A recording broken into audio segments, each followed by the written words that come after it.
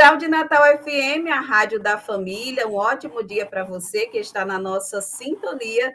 Eu sou Luísa Gualberto, estamos começando mais um programa Aprendendo com a Igreja. Hoje é domingo, 16 de março de 2025. E hoje no nosso programa vamos falar sobre o livro Sabedoria Teogastronômica. É o segundo volume de uma trilogia escrita pelo padre Francis Silvestrini. Ele vai ser o nosso convidado no programa de hoje. E antes de passar aqui para o padre Francis, eu gostaria de apresentá-lo. O padre Francis Silvestrini é um padre jesuíta e professor de teologia na Faculdade Jesuíta de Filosofia e Teologia. Ele é mestre pela PUC do Rio de Janeiro e doutor em teologia. Ele dedica-se aos estudos de uma nova abordagem teológica que é denominada de teogastronomia, em diálogo com as ciências da alimentação. Um ótimo dia, Padre Francis. Bem-vindo aqui ao programa Aprendendo com a Igreja. Olá, bom dia, Luísa. Muito obrigado por essa acolhida. Também dou um bom dia a todos os irmãos e irmãs que nos escutam a partir de suas casas, para esse bate-papo. Será uma alegria muito grande partilhar um pouco com vocês sobre essa reflexão teogastronômica. Sem dúvidas, padre. E aí eu já começo assim perguntando ao senhor o que é essa abordagem teológica, né, intitulada teogastronomia. Acho que é uma nomenclatura assim nova, né? Eu digo inclusive para mim, né? Eu não conhecia até então. E aí eu queria que o senhor falasse um pouquinho para a gente, né? O que é essa nova abordagem teológica? Muito bom, Luísa. De fato é nova. Esse termo é criado por mim, então sou eu que estou propondo esse termo, teogastronomia. Tem várias camadas que aparecem nesse termo. A camada mais imediata para nós que cremos, tudo isso está inspirado na vida de Jesus e naquilo que ele diz no final da vida dele, que nós celebramos como católicos, ele dizendo: tomai todos e comei, isso é meu corpo. Ou seja, ele dá a sua vida como alimento para que a nossa vida seja o que ela é. Então, se é verdade que a vida de Jesus é alimento, e se é verdade que ele diz: façam isso em memória de mim, ou seja, que a nossa vida seja alimento para a vida dos outros, talvez, então, o mundo dos alimentos, o mundo culinário, o mundo da gastronomia, tenha algo a dizer sobre o mistério de Deus. É por isso que é teo, Deus, gastronomia, que é o mundo da comida, da cozinha, da mesa, e que nesse lugar nós temos acesso, então, a algo do mistério de Deus revelado em Jesus Cristo. Padre, e assim, o que é que motivou, digamos assim, né, o surgimento, né, dessa nova abordagem teológica, né, que faz essa relação, né, com a alimentação, como o senhor já colocou aqui para a gente?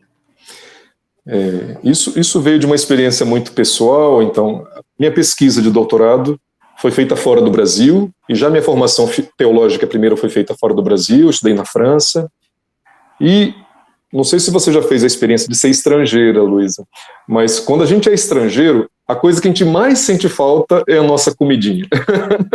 Recentemente fiz essa experiência. É isso, né? Quando a gente vai para outro lugar, mesmo dentro do país, né? Quando a gente muda de estado aqui no Brasil, a gente vai percebendo que tem diferença de tempero, de modo de fazer, dos pratos. Sendo estrangeiro, eu me dei conta, na verdade, da força afetiva, da memória, do valor, o quanto que a comida é mais do que comida, o quanto que a comida é mais do que materialidade, como que a comida revela a minha história, minhas relações, minha memória, as pessoas que eu quero bem.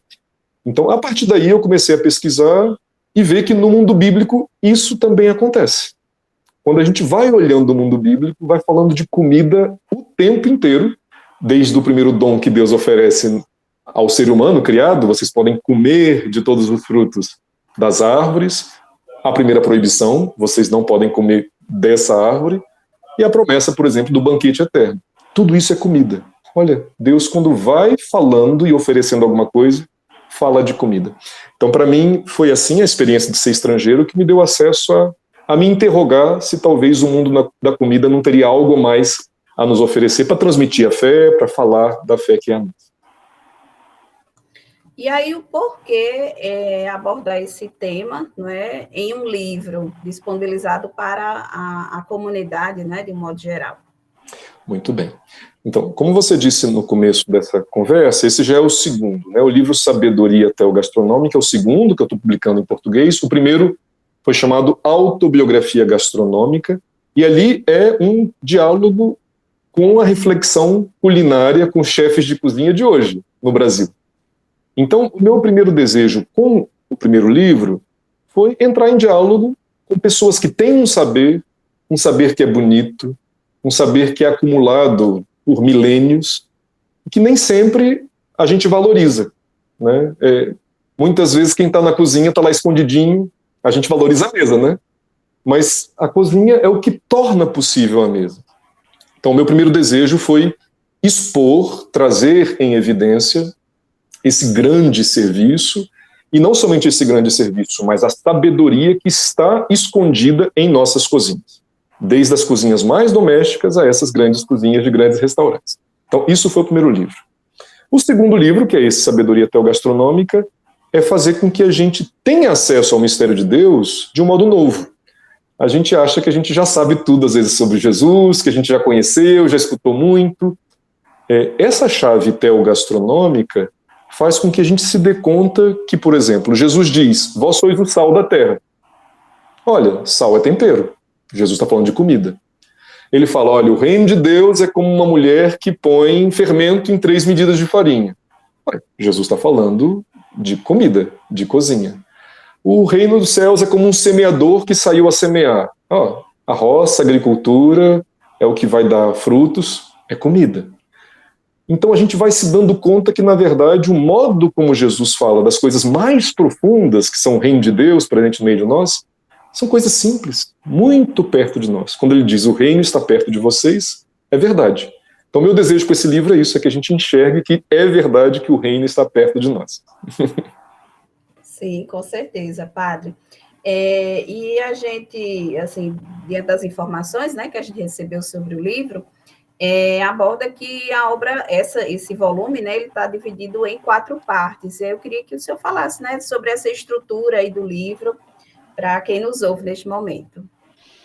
Muito bem. Então, de fato, são 4 partes para que a gente faça um passo a passo. Então, a primeira parte do livro é uma introdução, e o título dela é A Ousadia de uma Leitura Pessoal e Compartilhada. Nesse livro eu dialogo com um cardeal português, Luísa, chamado José Tolentino Mendonça. Atualmente ele é o prefeito do Dicastério para a Cultura e Educação do Vaticano. Tolentino é um biblista, ele estuda o mundo da Bíblia e tenta nos ajudar a ler, e ler de modo novo, de modo profundo, de modo existencial, de modo inspirador, as Escrituras Santas. Por isso, então, essa primeira parte é que a gente aprenda a ler a Bíblia, e aprendendo a ler a Bíblia, que a gente aprenda a ler a nossa vida, de modo novo. Ou seja, como é que ler a Bíblia nos faz ler a nossa vida e ler o mundo de um modo novo. A segunda parte, o título é A Construção do Humano, um mistério de autotransformação. A segunda parte quer nos ajudar a entender o que a fé bíblica fala sobre quem nós somos. Nós, seres humanos, somos um mistério de autotransformação. Nós estamos em processo de mudança, de transformação. Nós sabemos quem nós fomos, mais ou menos, se a gente vai tomando consciência do nosso passado. A gente sabe quem a gente é, mas a gente não sabe quem a gente será. Nós estamos em processo, somos um mistério de autotransformação, um mistério para nós mesmos, né? Então, uma forma de compreender a nossa humanidade a partir do mundo bíblico. Depois, a parte terceira, então, é chamada Um Povo Separado e uma Mesa Sem Fronteiras, uma utopia à moda antiga. Eu apresento em alguns capítulos uma releitura do Antigo Testamento à luz dessa visão da comida. Como é que, na verdade, à medida que Deus vai se revelando, ele vai propondo ao povo também algo relacionado com aquilo que alimenta e dá vida, né? A gente fala de terra onde corre leite e mel. Leite e mel também são comida. Então vai aparecer aqui também nesta parte todo o Antigo Testamento relacionado com essa dimensão. E a parte 4, o título é A Boa Notícia de uma Vida Doada e Perdoada, a Humanidade Hospitaleira de Jesus.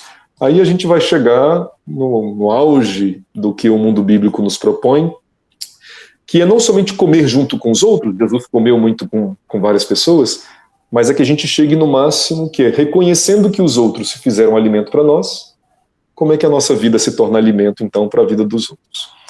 Então, esse é o itinerário que eu proponho nesse livro, para que pouco a pouco a gente se reaproprie da fé, saboreie a fé de um modo novo. Padre, não sei, assim, nos seus estudos,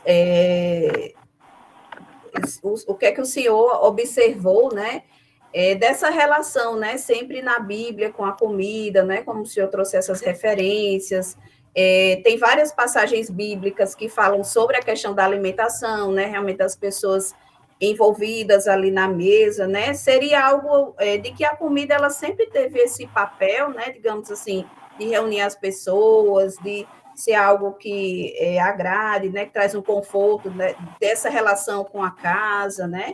Seria nessa perspectiva? Tem algo disso sim, Luísa, certamente.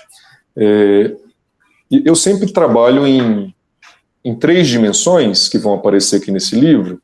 Então, primeira dimensão é isso do comer juntos, isso que você trouxe, né? A comida fala desse espaço comum que nós tivemos por milênios, né? Hoje, às vezes, em nossa correria do dia a dia, nem sempre a gente consegue ter isso.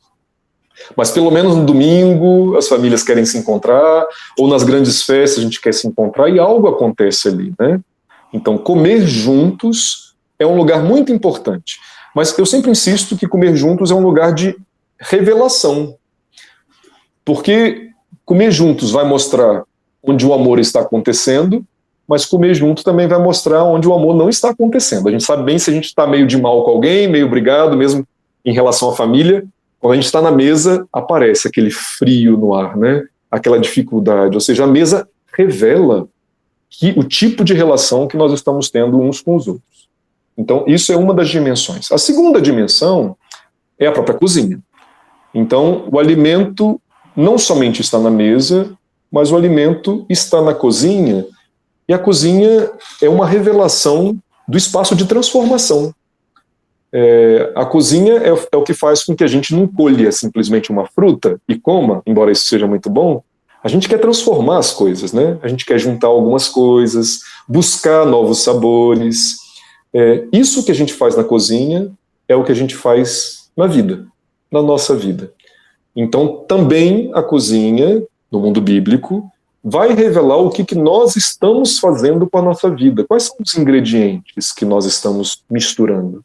Como que nós estamos misturando? Está no ponto o tempero? Estamos deixando tempo de mais ou de menos no forno? Isso fica ou cru ou um pouquinho mais queimado?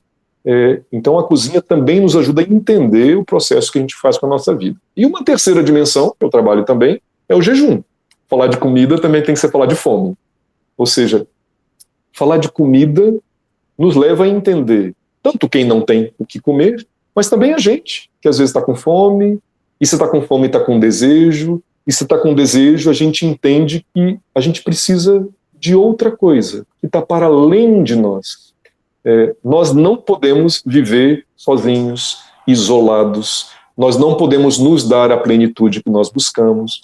Então, na verdade, a fome nos ajuda a entender que nós precisamos dos outros, que nós precisamos de Deus para encontrar aquilo que a gente busca, aquilo que a gente deseja, né? Então vejo que tem muitos aspectos, muitos caminhos que a realidade da comida nos faz entender tanto o que Deus está falando para nós, quanto o nosso autoconhecimento como seres humanos.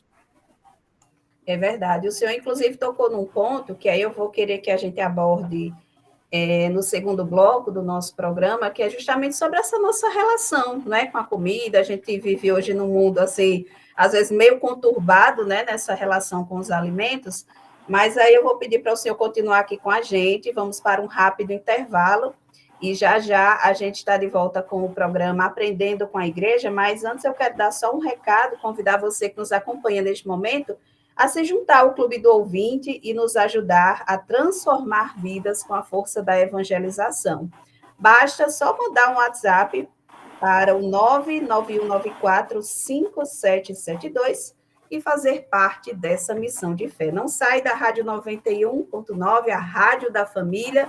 Já já a gente está de volta com o programa Aprendendo com a Igreja.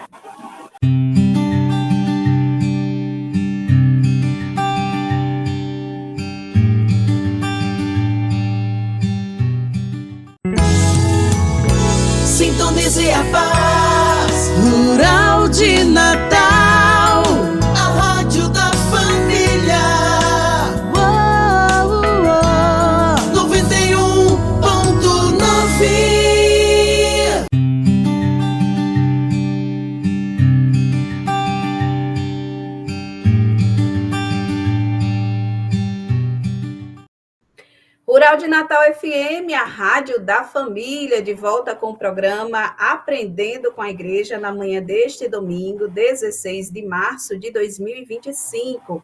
Hoje, no nosso programa, estamos recebendo o padre Francis Silvestrini, ele que é o autor do livro Sabedoria Teogastronômica. Esse é o tema do nosso programa de hoje.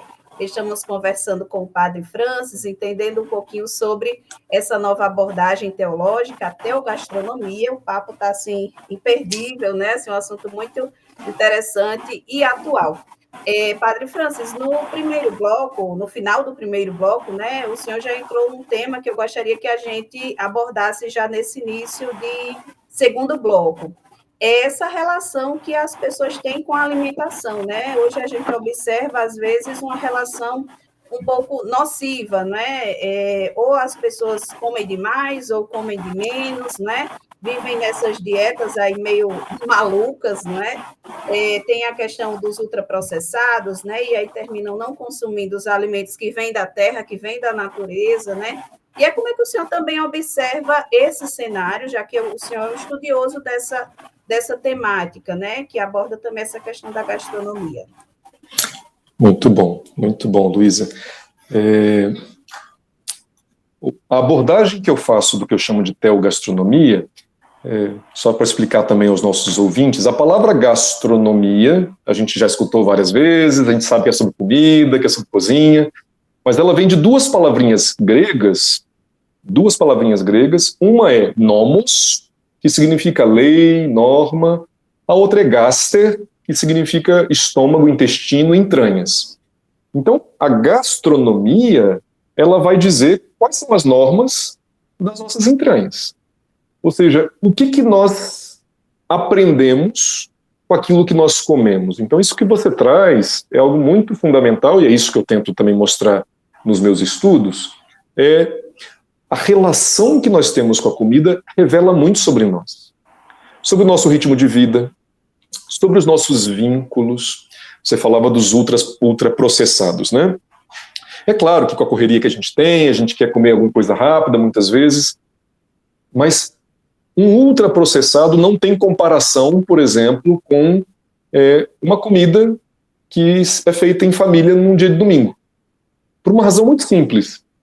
A comida que nós fazemos, eu não sei como que era na sua casa, na minha casa, por exemplo, domingo era dia de frango assado, purê e macarrão. Ao falar isso que eu estou falando aqui, eu já lembro da minha mãe, eu já lembro do gosto, eu já lembro do contexto. Os ultraprocessados não trazem isso. Então, além do problema, que pode ter algum tipo de problema mesmo para nós, os ultraprocessados fazem com que a gente engorde mais do que o necessário, tem obesidade, tem várias coisas químicas que podem produzir, mas a gente vai perdendo o vínculo. Tem comida que cria vínculo, tem comida que não cria vínculo. Como é que a gente vai se dando conta disso? Que tem pratos que quando a gente se aproxima deles, a gente lembra de gente, a gente lembra de situação, lembra de história, e tem pratos que não. A gente parece que é completamente cortado de nossa realidade.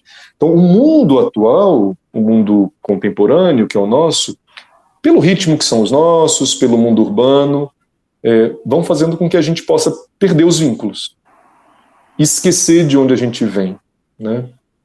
Eu acho que esse é um grande desafio, um grande perigo que nós temos. Depois também você falava das dietas loucas, né?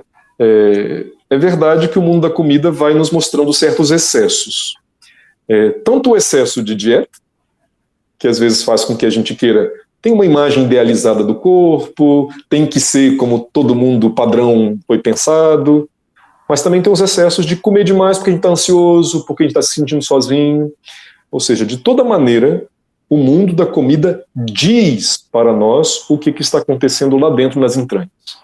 Então, para mim, o esforço que eu tento fazer é escutemos o que a nossa relação com a comida está dizendo. A nossa relação com a comida está dizendo o que constrói vida e saúde e está dizendo o que por alguma razão está nos intoxicando e talvez pode ameaçar a nossa vida. Então, é um lugar de revelação. Pois é. Um dia desse eu estava até acompanhando um podcast que era sobre as virtudes, né?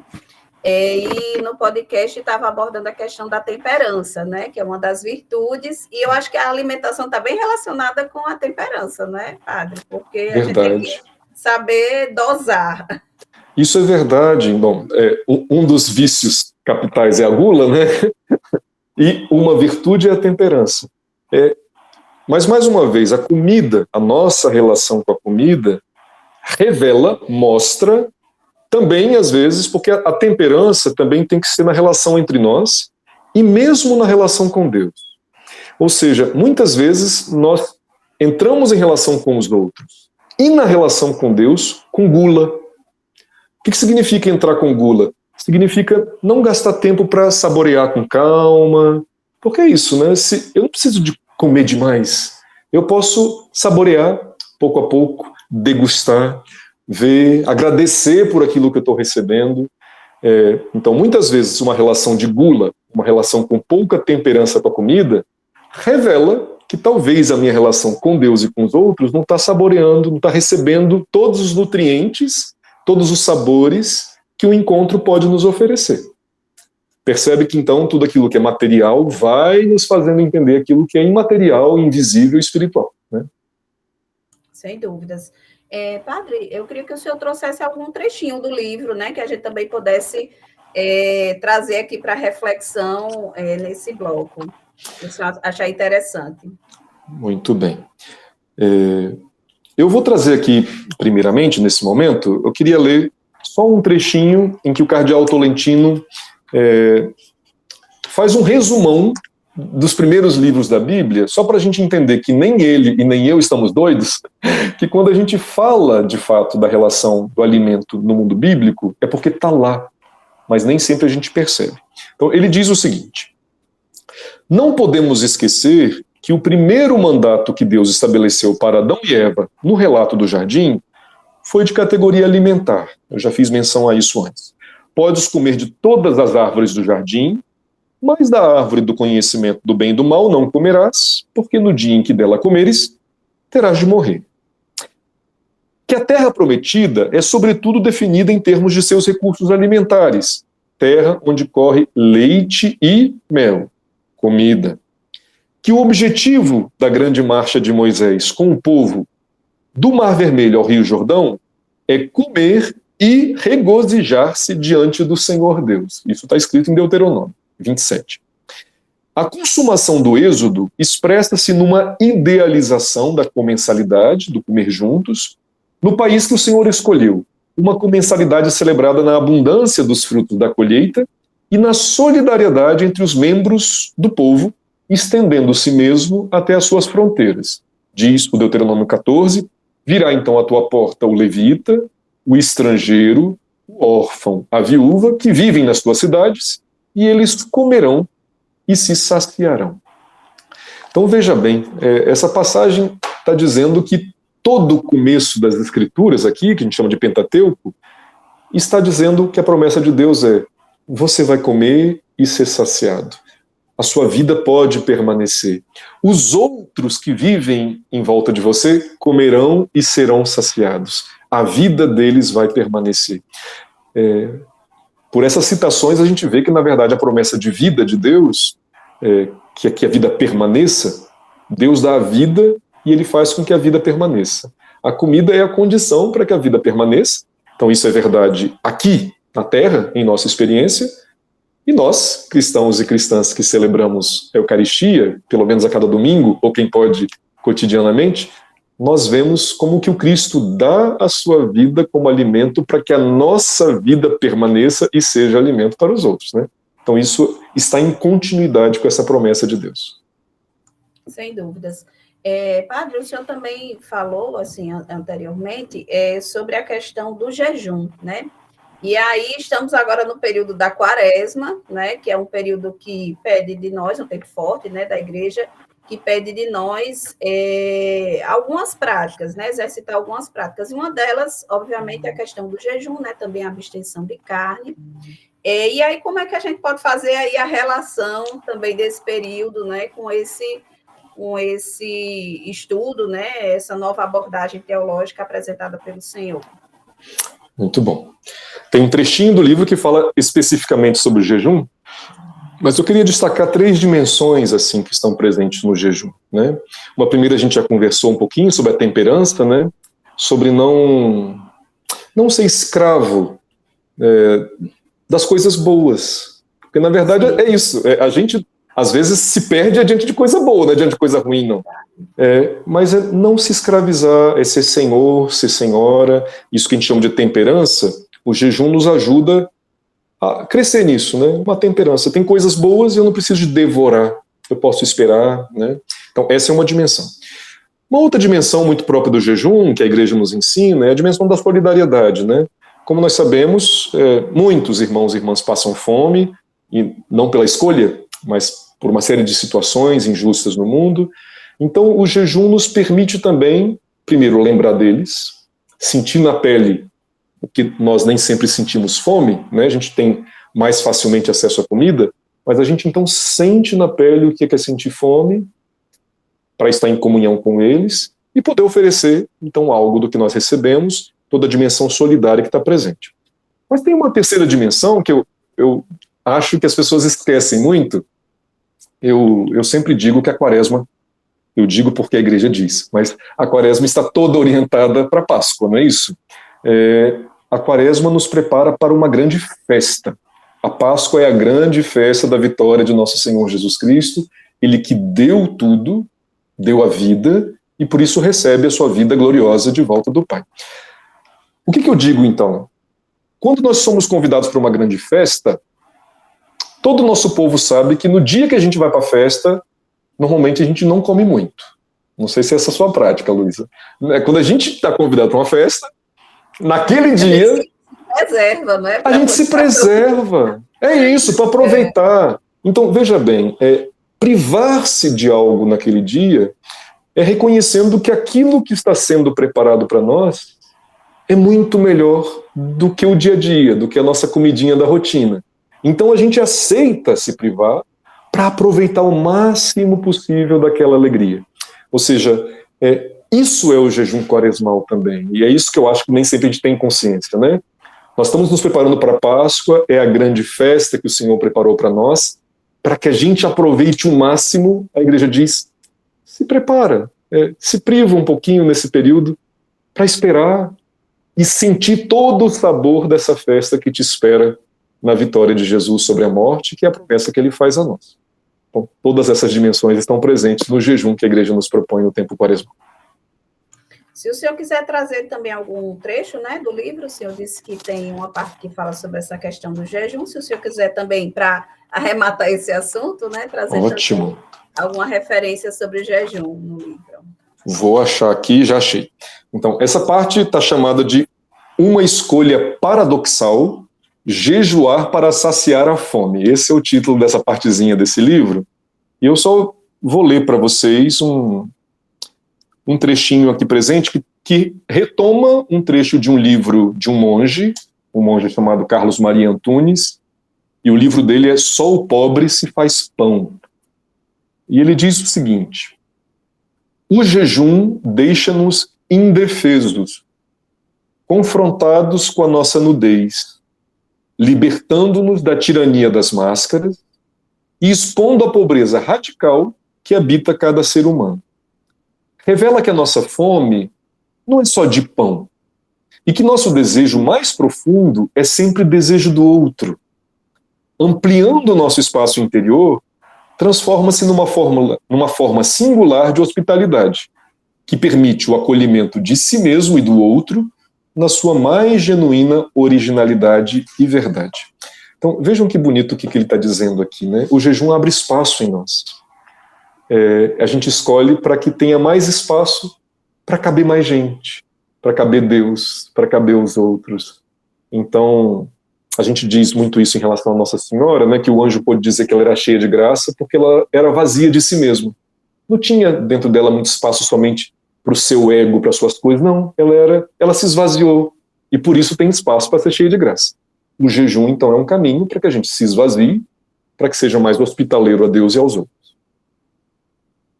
Muito bem, Padre Francis Silvestrini, o senhor continua aqui com a gente. Vamos para mais um intervalo aqui do programa Aprendendo com a Igreja.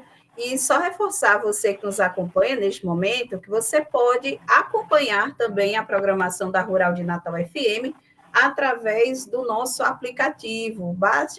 Basta baixar aí na sua loja de aplicativos gratuitamente, tanto para Android quanto para iOS. É só procurar por Rural de Natal FM na loja de aplicativos da Google Play ou na App Store. Vamos ao rápido intervalo e já já a gente está de volta com o programa Aprendendo com a Igreja.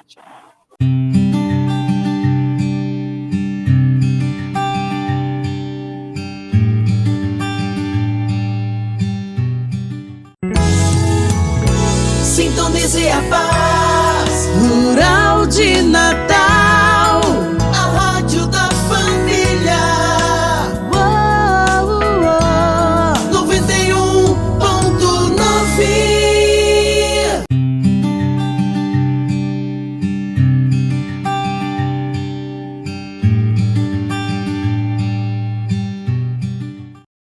Rural de Natal FM, a rádio da família, de volta com o programa Aprendendo com a Igreja, na manhã deste domingo, 16 de março de 2025. Hoje, no nosso programa, estamos conversando com o Padre Francis Silvestrini, ele que é o autor do livro, que é o segundo volume de uma trilogia. Esse livro é intitulado Sabedoria Teogastronômica, traz aí uma nova abordagem teológica, intitulada Teogastronomia, e estamos conversando com o Padre Francis sobre esse assunto. Nesse terceiro e último bloco, Padre, eu queria que a gente começasse falando para quem é destinado esse livro. É para todos? É para as pessoas que trabalham diretamente com a gastronomia? Enfim, né? Para quem é essa obra? Muito boa pergunta, Luísa. Eu diria que é para todo mundo que sabe ler, e mesmo se não souber ler, se tiver alguém que leia para a pessoa, ela pode também ter acesso. Meu grande desejo é que todo mundo, assim, aproveite alguma coisa. Não precisa nem de ler tudo, mas eu tenho certeza que alguns trechos vão dizer alguma coisa para a pessoa, vão fazer pensar. Tanto o primeiro livro, Autobiografia Gastronômica, quanto esse, Sabedoria Teogastronômica, eu tenho dito que são espelhos. Meu desejo é que a pessoa, ao ler o texto, ela se veja. Então, nesse sentido, é para todo mundo que deseje se ver diante da cozinha e diante da palavra de Deus. Como é que tanto a cozinha quanto a palavra de Deus são espelhos para que a gente se entenda um pouquinho mais, lembre de onde a gente vem, resgate nossas relações, tenha um coração um pouquinho mais agradecido. Então, quem estiver nos ouvindo e desejar ler, será muito bem-vindo e tirará proveito, se Deus quiser. Muito bem. Esse livro, Sabedoria Teogastronômica, né, como a gente já falou anteriormente, é um segundo volume de uma trilogia. O primeiro é o Autobiografia Gastronômica, e ainda tem um terceiro livro, não é, Padre? E aí, você já pode dar algum spoiler, né, do que está por vir, né, e para finalizar essa trilogia? Com certeza. Então, nossos ouvintes aqui terão esse spoiler. O título do próximo livro é A Vida como Alimento, um discernimento eucarístico do humano fragmentado. O que eu vou falar no próximo livro?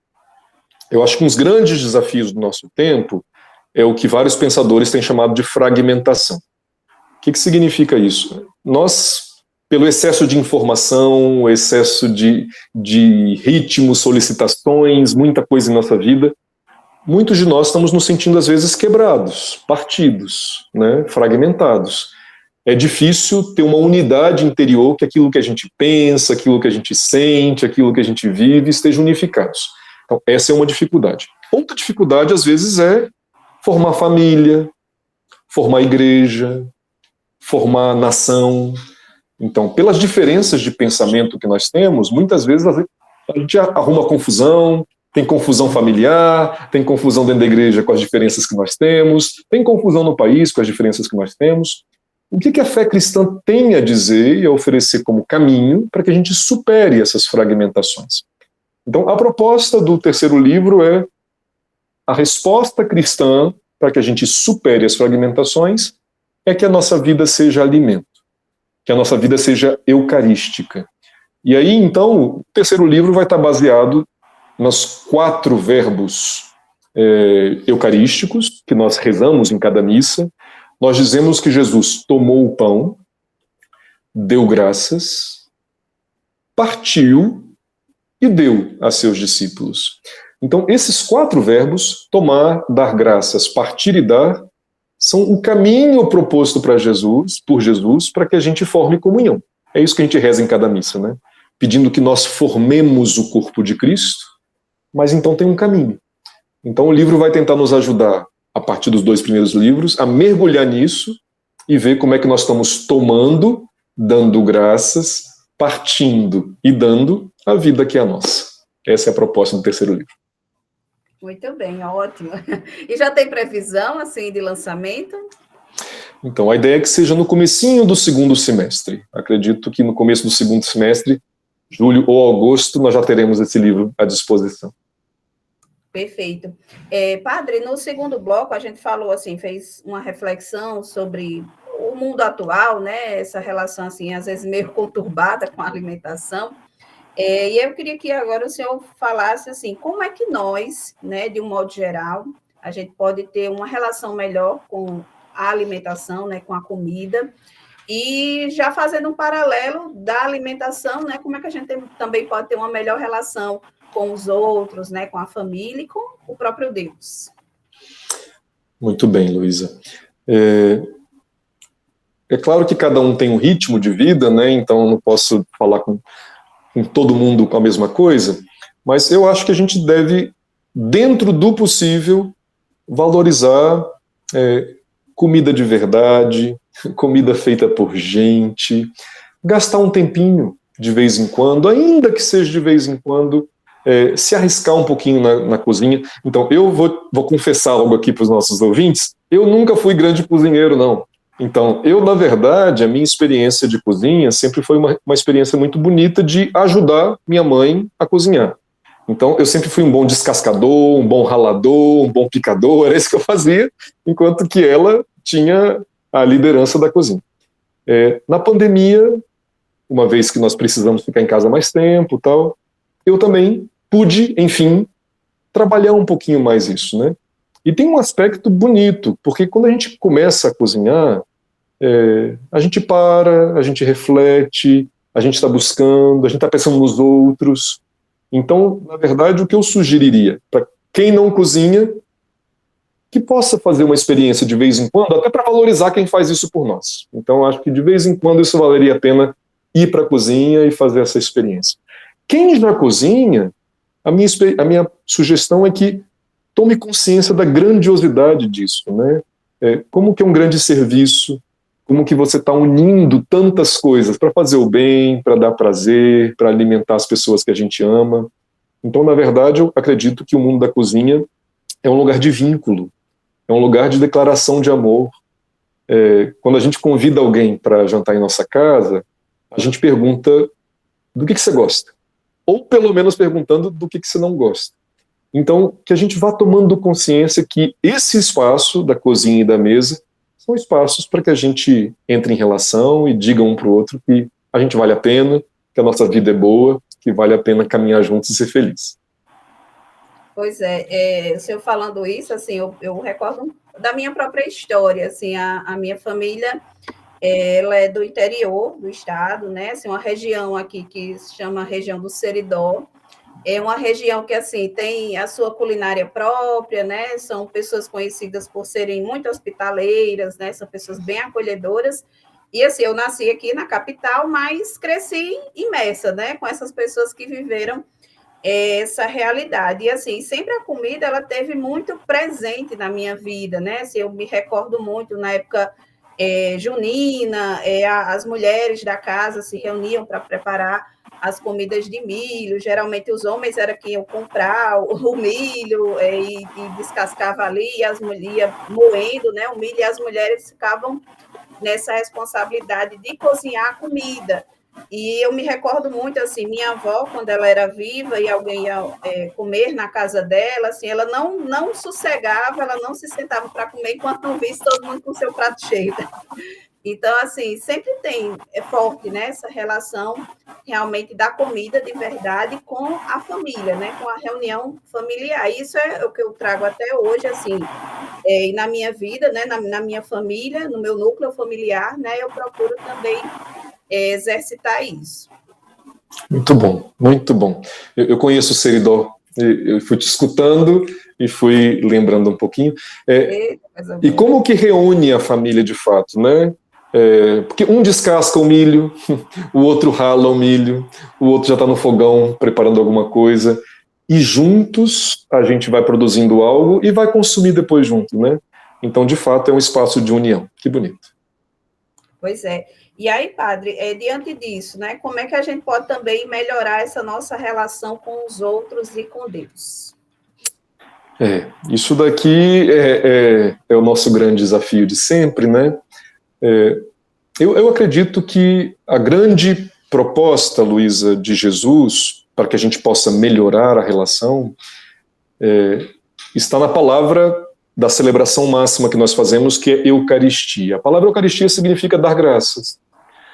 Ou seja, para melhorar a relação, a gente tem que aprender a agradecer.